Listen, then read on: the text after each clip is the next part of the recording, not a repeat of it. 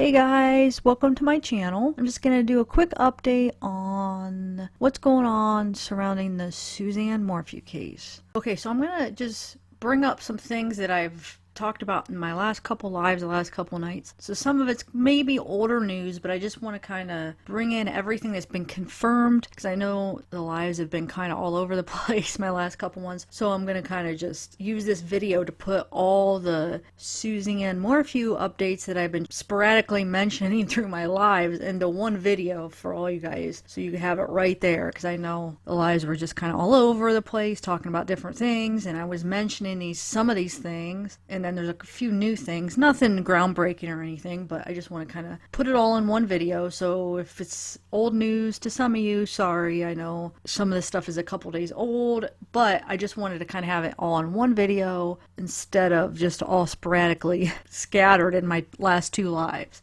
Okay, so a few things I do want to mention here. There was an article from Crime Online and actually a couple other articles that talk about the same thing about Chaffee County Fire Chief Robert Bertram, who confirmed that Barry Morphew is one of the 40 volunteer firefighters in the county. And they asked him if he knew anything about a training course that maybe was going on in Denver on May 10th. And you know what he said? He said he had never heard of it, never heard of a training program on that date. However, sometimes firefighters will pay for training courses on their own. It's not making it impossible that he did go to a training course, but he's saying basically he didn't hear of one going on that date. It wasn't a training course through their fire station, but he said sometimes firefighters will pay for training courses on their own.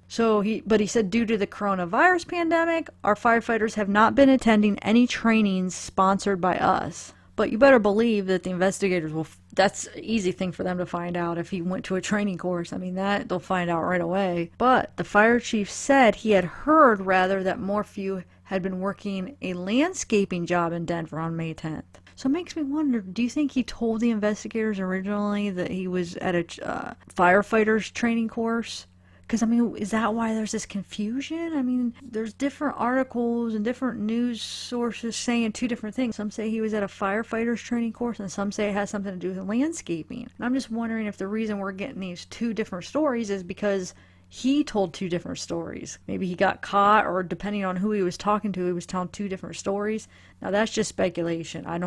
You wouldn't think, though, because that would be something that the law enforcement would be able to find out easily, his alibi. So you wouldn't think he would do that right off the bat, tell two different stories, because then that would make law enforcement look at him right away. You know, that would just be stupid to do that. So maybe the reason we're getting two stories is because maybe he just said, the rumor got out that he was out of town for work.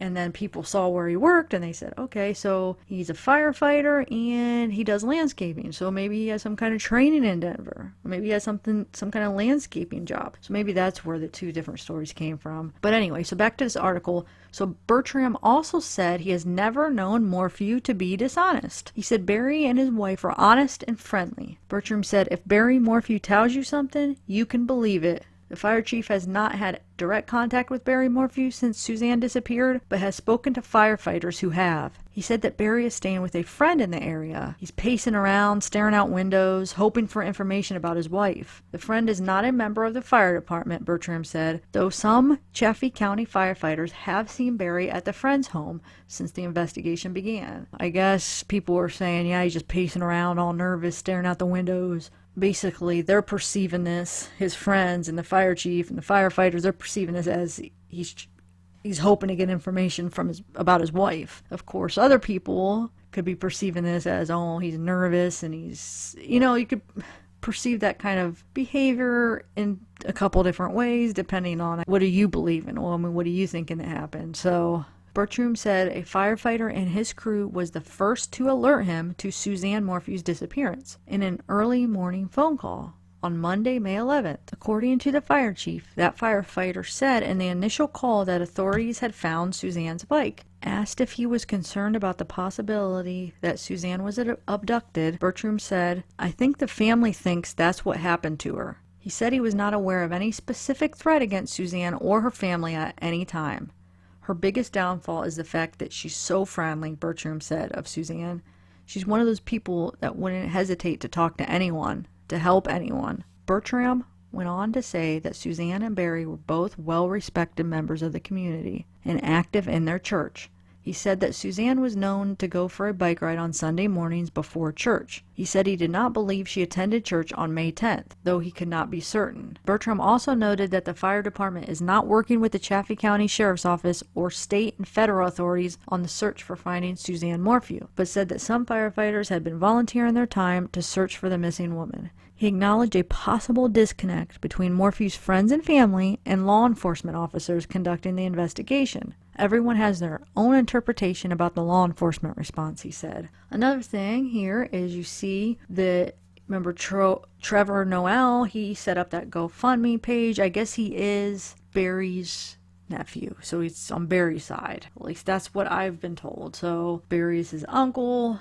So anyway, he set up that GoFundMe page, and I guess now the beneficiary is Barry's mother. So it says Trevor Noel and Joseph Forbord. Joseph Forbord is the friend of the family somehow that matched Barry's $100,000 for the reward. But anyway, so now it's Trevor and Joseph are organizing this fundraiser on behalf of Shirley Morphew, which is Barry's mom. So they switched her to the beneficiary. So they already have $30,722. Wow. And if they have so much money that they could just put up $100,000 and Joseph could just match it, why do they need this GoFundMe? I don't get that. I mean, I just thought GoFundMes were for people that were in need that didn't have it. I feel like I didn't think it was just for anybody that has something happen. It's more if they can't afford it, I thought. For like people that really need the help. But maybe they do. I guess I can't say whether they do or they don't, but Barry's worth like $3 million. I just think that GoFundMe is for the people in need is what I thought it would, what the purpose of it. So it doesn't matter if Trevor or Joseph, I mean,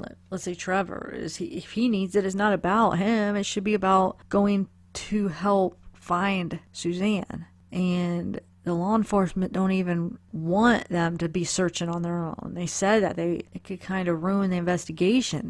They're doing it the way that they want to do it, and they don't want anybody close to the family to be helping, because until they could clear these people, anybody that's a possible suspect, they can't be in there helping yet, so as long as it's going towards really helping find Suzanne, and that they really do need this to help, I guess I'm okay with it. But if it's, if somebody that has a ton of money and they don't need it and they're not going to use it towards that, then I don't agree with that. Okay, this is where it gets interesting. And once again, this isn't fact. It's just what people have heard and kind of dug up by going to Facebook accounts and Instagram and looking at friends of friends and just digging in a little bit like that. So I don't know. It's just rumor gossip, okay? So somebody posted, the minor daughter of Suzanne, which I believe is Macy, lived with her boyfriend's family, and the older daughter lived off campus or with friends because both daughters are afraid of Barry. According to the friends on Instagram and Facebook, he has a temper. And then another thing I wanted to show you is, because people were saying at the beginning when this first happened that they never sold their house in Indiana, but they did actually sell it May 28th or 29th. There's two different dates. One of the pages says 28th, one says 29th of 2019. So here's a picture, and it shows that it's sold. And there's another one sold May 29th. So that answers that question. So I found some information about BLM Landscaping, which is Barry's landscaping business. So BLM Landscaping is estimated to generate $136,184 in annual revenues, employs approximately 3 people at this location, and then it's located at, so the address is located at their old address, actually. The house that just sold is where it says it's located, and then it's been in business for 12 years. And then it says employs only 3 people. So this is probably some old numbers, because if it's given the address in Indiana still, so maybe when he moved it to Colorado it got bigger. It says it employs approximately 3 people at this location. And then this is, I'm not sure where this came from. Somebody emailed me this, but I don't know if there's any truth to this or where this even came from, but it says today Chaffee County detectives question a home construction worker at a job site located at a residential property adjacent to the Morphews. This individual was determined not to be a legal American citizen and had a record of previous criminal charges, including sexual battery and attempted kidnapping. Police subsequently arrested the person in question on a warrant from U.S. Customs and Border Protection, but he has not been charged with involvement with Suzanne's disappearance at this time. Okay, so now with today's updates, we have an article from the Denver Post, and it says that authorities investigating the disappearance of Suzanne Morphew were looking for more clues Sunday night after concluding a 3-day search of a residence east of Salida. I'm not sure if you say it's Salida or Salida. I was saying it's Salida, then I heard people saying it's Salida, but I'll just say Salida, I guess. But anyway, it says they've received hundreds of tips, but Chaffee County Sheriff John Spez is seeking more. Someone has that key piece of information in this case that will help us locate Suzanne, and I'm asking our community members to continue to use the tip line 719-312-7530 to provide any information, no matter how inconsequential the tip may seem, Spezze said. FBI and CBI agents joined in the search with Chaffee County deputies at the residence on County Road 105. Investigators went to that site based on leads and wrapped up their search about 5 p.m. Sunday. They were unable to make any connection, Spezze said. The owner was fully cooperative and not connected with the disappearance, he said. Details of the search weren't made available. Since then, authorities searched an area near Maysville after finding a personal item. A dive team searched along waterways. Spezze asked residents who have home security cameras to save their footage. The investigators, under a search warrant, have taken control of Morphew's home. No searches were planned for Monday, but authorities said they would follow up on leads. Investigators dug beneath a concrete slab. The sheriff's office says while they searched multiple locations on the property, they did not make any connection to Suzanne's case. They also did not release details about the search. And they were searching at a residential building site where Barry Morphew was paid to lay dirt. So Barry was paid to lay dirt at that residential site that they were digging at, around 12 miles from the couple's home, which is the same residential building site where they were digging and sifting through all that dirt and concrete and stuff. So it was where he had a job and he was paid to lay dirt right there on that site. So that's telling you that they know something, that they're having a really good feeling that he's involved. Agents from the FBI and CBI and the Chaffee County Sheriff's Office were pictured Friday sifting through buckets of newly laid dirt and rubble they had dug up from the site. This is the same site that Barry was paid to lay the dirt. Doesn't look good. So anyway, after 3 days, they didn't find anything though. So maybe he put her somewhere else. Unfortunately, it's just so sad. But anyway, guys, I think I'm going to end this here. Like I said, there's nothing really new besides the fact that they finished up their 3-day search at that site and they didn't find anything. So sorry if this was some old news for some of you, like the first half of the video. I know, I just wanted to get everything together in one video that we were kind of talking about in the last, 3 lives. We were talking about a bunch of stuff, so I kind of want to just condense all the Suzanne stuff that we were talking about into one video for the people that, because I know you guys are really interested in this case. Well, there's a lot of you that are really interested in this case. So I thought I'd put this together for you just to condense all of it, what we said in those lives. And of course, all the speculation and rumors that haven't been confirmed. Suzanne's friends said that supposedly that Suzanne was shot in the basement by Barry because Suzanne wanted a divorce because she heard Barry was having an affair. She wanted a divorce. Barry shot her in the basement, and who knows what he did with her. I mean, I guess nobody knows that, but I don't know. This is just speculation. This just is coming from one of her friends that went to another creator and told her this information. It hasn't been confirmed, but that's what's everybody's talking about, but there's no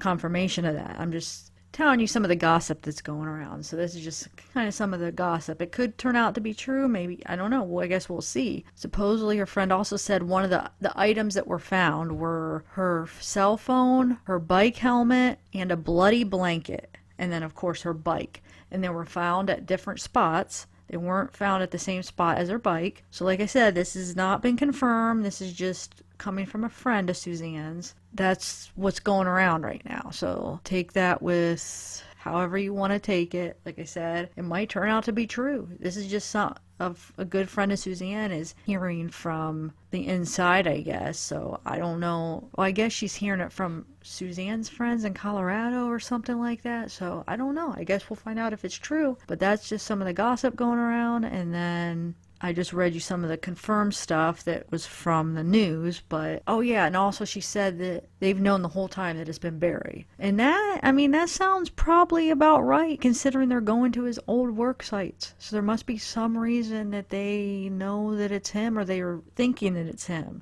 So maybe the whole being shot could be true because that would have a lot of DNA evidence and stuff. And they basically made the house kind of a crime scene right off the bat. So they might be finding all kinds of evidence there. And maybe that's where the friend is hearing from somebody in Colorado because they're hearing what's going on more than what they're releasing to the public. So maybe they have the DNA because being shot would leave a lot more evidence in DNA. You'd be able to tell because of the evidence. For instance, if Barry shot her in the house, there would be ways they'd be able to tell more so than other situations. If you kind of know what I'm saying, I'm not going to get into the details, but you could probably imagine, right? So it would be obvious if he did it in the house, they would be able to tell. But let me make sure I stress that this hasn't been confirmed or anything, but I just feel important to talk about it because everybody's talking about it because of her friend that's saying this. And like I said, it's speculation. It's not confirmed, but that's what's out there with this case. That's what people are talking about. That's what's being said. So that's why I bring it up. I'm not trying to bring up things that aren't facts or confirmed because this isn't confirmed. This isn't a fact, but it is a part of the case now because her friend speaking out now. That's what people are talking about, so it's became kind of part of the talk of the case. So I had to bring it up. So we'll just have to wait and see on that. Hopefully for Suzanne's sake that it's not and they find her alive, but it's just not looking good, the fact that they're digging up at sites and stuff. But the one article I read on the live, it said that they're still looking for her as if she's alive, but that's not true because they're sifting through dirt and concrete. So that's why it's like they're not being honest. If that was the case, then why would they be doing that? Unless if they're just going all routes that maybe they didn't find anything at the house. They're just going all routes. They're going to his old sites. They're just doing everything. But more than likely, I feel like if they're taking all that time to dig up things like that and sift, maybe they do have reason to believe that Barry did something and maybe it has to do with what they found at the house. So maybe there is some truth to what the friend is saying. And I guess we will find out. All right, guys. Well, hopefully you guys are all having a good night. And thank you for watching.